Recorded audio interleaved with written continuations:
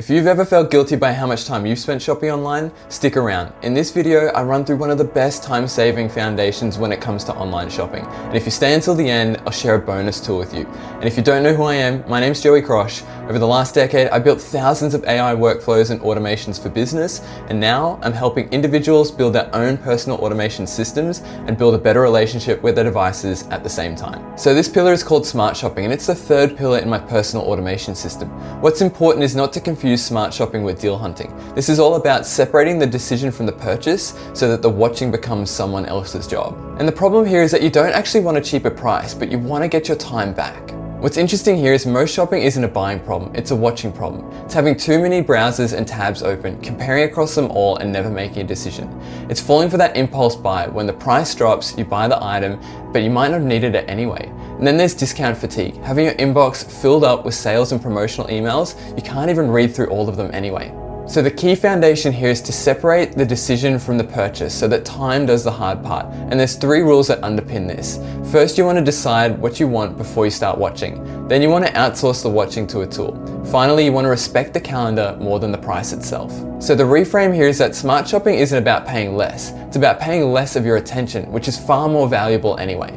And so smart shopping is all about deciding once and then letting time do the rest for you. What's fascinating is the decision and the purchase don't actually have to happen at the same time. You want to pull them apart, and the gap between them is where personal automation lives. And there's 4 practices that really cover the full flow. You decide, you watch, you wait, and then you buy. And there should be a clean line here where on one side we're deciding the things that we want once, and on the other side we're buying only those things. So here are the 4 key principles. First, you want to decide what you want before you start watching. You want to define the spec and the price that you pay. Second is outsourcing the watching. You want to leverage a tool that does the watching for you across the internet so you don't have to.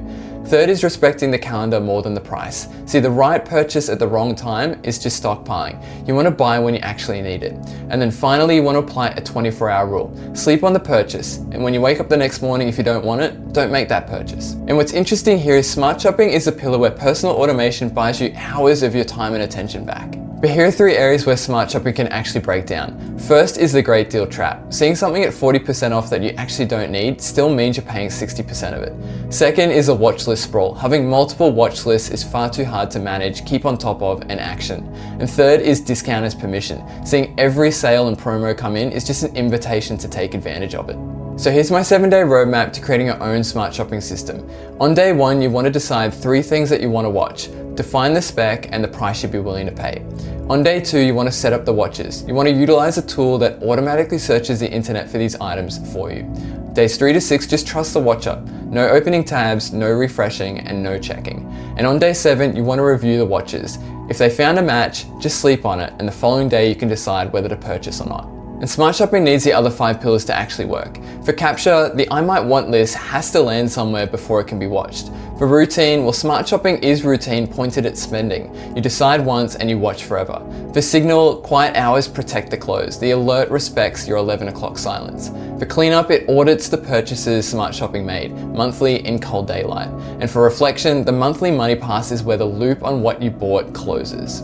And the result here is that the win was never the cheaper price, it was the hours you stopped spending on the watching online. So how can you get started this week? Here are 3 quick steps. Step 1 is writing a spec and budget for 3 things you're interested in before you start watching. Step 2 is creating a watcher per item and then closing all the tabs. Step 3 is if one finds a match, just sleep on it before you make the purchase. And that's smart shopping. Be clear on what you want and let the tool do the watching for you. And if you're looking for a smart shopping app that does just that, I'm building a tool called Find Fetcher. There's a link in the description to check it out. It's designed specifically to help online shoppers reduce their screen time. And if you're curious to learn more about the personal automation framework, the 6-pillar video is linked just up here. Next up is pillar 4, Signal. And if this is the type of personal automation you've been looking for, subscribe for more, and I'll see you in the next video.